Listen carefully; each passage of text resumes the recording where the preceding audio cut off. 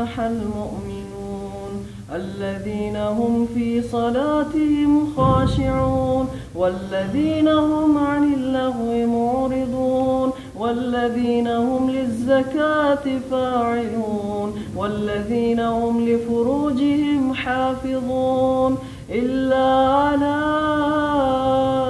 أزواجهم أو ما ملكت أيمانهم فإنهم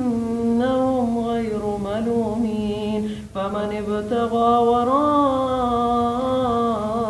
ذلك فأولئك هم العادون والذين هم لأماناتهم وعهدهم راعون والذين هم على صلواتهم يحافظون أولئك هم الوارثون